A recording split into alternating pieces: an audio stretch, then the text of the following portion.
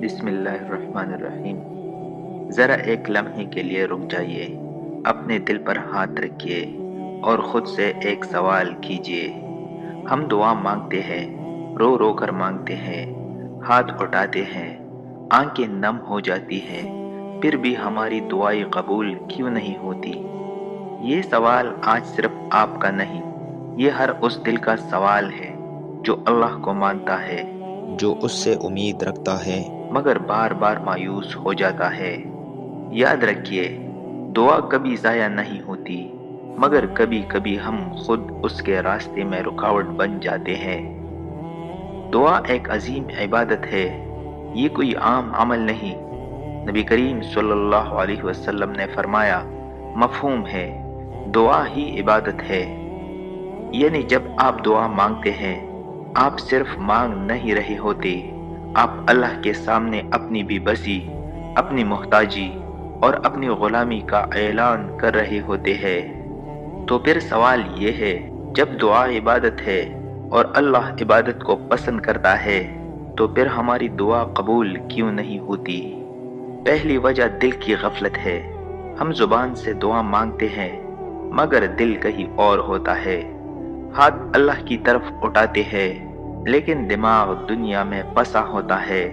نماز کے بعد دعا مانگی، مگر فوراً موبائل نکال لیا۔ دل میں یقین کم اور عادت زیادہ ہوتی ہے۔ یاد رکھیے، اللہ غافل دل کی دعا قبول نہیں کرتا۔ دعا وہ ہوتی ہے جو دل کے اندر سے نکلے، جو آنکھوں سے ٹپکے، جو دل کو ہلا دے۔ دوسری وجہ حرام لقمہ ہے۔ یہ ایک بہت کڑوی مگر سچی بات ہے۔ ہم دعا مانگتے ہیں، لیکن ہماری کمائی حرام، ہماری خوراک حرام اور ہماری زندگی میں حرام کی آمیزش ہوتی ہے۔ نبی کریم صلی اللہ علیہ وسلم نے فرمایا، مفہوم ہے، ایک شخص لمبا سفر کرتا ہے، گرد و غبار سے اٹا ہوتا ہے، ہاتھ اٹھا کر کہتا ہے، یا رب، یا رب، مگر اس کا کھانا حرام، اس کا پینا حرام، اس کا لباس حرام، تو اس کی دعا کیسے قبول ہو؟ سوچئے، جس جسم کی پرورش حرام سے ہوئی ہو، اس زبان کی دعا کیسی قبول ہوگی؟ تیسری وجہ گناہوں پر اصرار کرنا ہے۔ ہم دعا بھی مانگتے ہیں اور گناہ چھوڑنے کو تیار بھی نہیں۔ ہم کہتے ہیں، یا اللہ معاف کر دے، مگر اگلی ہی لمحے اسی گناہ کی طرف لوٹ جاتے ہیں۔ یہ کیسی توبہ ہے؟ یہ کیسی دعا ہے؟ یاد رکھیے، اللہ سے مانگنے والا جب گناہ چھوڑنے کا ارادہ نہ رکھے تو اس کی دعا کمزور ہو جاتی ہے۔ چوتھی وجہ جلد بازی ہے۔ ہم دعا مانگتے ہیں اور کہتے ہیں، یا اللہ ابھی دے دے۔ ایک دن دعا مانگی، 2 دن انتظار کیا، پھر کہنے لگے، میں نے بہت دعائی کی، کوئی فائدہ نہیں ہوا۔ نبی کریم صلی اللہ علیہ وسلم نے فرمایا، مفہوم ہے، بندے کی دعا قبول ہوتی رہتی ہے جب تک وہ یہ نہ کہے، میں نے دعا کی مگر قبول نہیں ہوئی۔ سمجھیے، اللہ تاخیر کرتا ہے، انکار نہیں۔ کبھی وہ آپ کو اسی دنیا میں دے دیتا ہے، کبھی آخرت کے لیے بچا لیتا ہے اور کبھی کسی مصیبت کو ٹال دیتا ہے۔ پانچویں وجہ حقوق العباد کی عدم ادائیگی ہے۔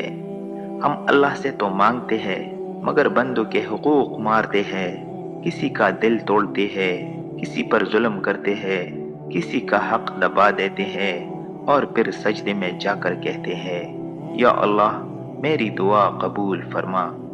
یاد رکھیے، جب تک بندوں کے حقوق صاف نہ ہو، صرف دعاؤں سے معاملہ حل نہیں ہوتا۔ چھٹی وجہ اللہ کی نافرمانی ہے۔ ہم چاہتے ہیں کہ اللہ ہماری سنے، مگر ہم اللہ کی نہیں سنتے۔ قرآن ہمیں بلاتا ہے، ہم وقت نہیں دیتے۔ نماز ہمیں بلاتی ہے، ہم ٹالتے رہتے ہیں، اور پھر ہم چاہتے ہیں کہ جب ہمیں ضرورت ہو تو اللہ فوراً جواب دے۔ سوچئے، کیا یہ انصاف ہے؟ ساتویں وجہ شکر کی کمی ہے۔ ہم مانگتے بہت ہے، شکر کم کرتے ہیں۔ اللہ نے جو دے رکھا ہے اس پر نظر نہیں، جو نہیں ملا اسی کا شکوہ۔ یاد رکھیے، شکر دعا کی طاقت ہے۔ جب بندہ شکر گزار بنتا ہے، اللہ اس کی دعا کو وزن دے دیتا ہے۔ 8ویں وجہ دعا کا غلط طریقہ ہے۔ ہم دعا کو صرف رسمی عمل بنا لیتے ہیں، نہ درود پڑھتے ہیں، نہ اللہ کی حمد کرتے ہیں، نہ عاجزی دکھاتے ہیں، بس مانگنا ہی مانگنا ہے۔ دعا میں پہلے اللہ کی تعریف، پھر درود شریف، پھر اپنی حاجت اور آخر میں پھر درود پڑھنا ہے۔ یہ وہ طریقہ ہے جو دعا کو آسمان تک پہنچاتا ہے۔ یاد رکھیے ایک اہم نقطہ، اللہ خاموش نہیں ہوتا۔ ہمیں ایسا لگتا ہے جب آسمان خاموش لگے تو سمجھ لے اللہ ہمیں بدلنا چاہتا ہے۔ وہ ہمیں صبر سکھا رہا ہوتا ہے، جھکنا سکھا رہا ہوتا ہے اور خود سے جوڑ رہا ہوتا ہے۔ اگر دعا قبول نہیں ہو رہی تو اللہ سے ناراض نہ ہو، بلکہ خود کو بدلیے۔ اپنی نماز درست کیجیے، اپنی کمائی پاک کیجیے، اپنے گناہوں سے توبہ کیجیے اور یقین کے ساتھ دعا کیجیے۔ یقین رکھیے جس دن دعا دل سے نکلے گی اس دن آسمان خاموش نہیں رہے گا۔ اللہ ہمیں سچی دعا مانگنے والا بنا دے اور قبولیت کے دروازے کھول دے۔ آمین۔ اگر آپ کو ہماری یہ ویڈیو اچھی لگی ہو تو ویڈیو کو لائک اور شیئر کریں اور ہماری چینل کو سبسکرائب ضرور کریں۔ شکریہ۔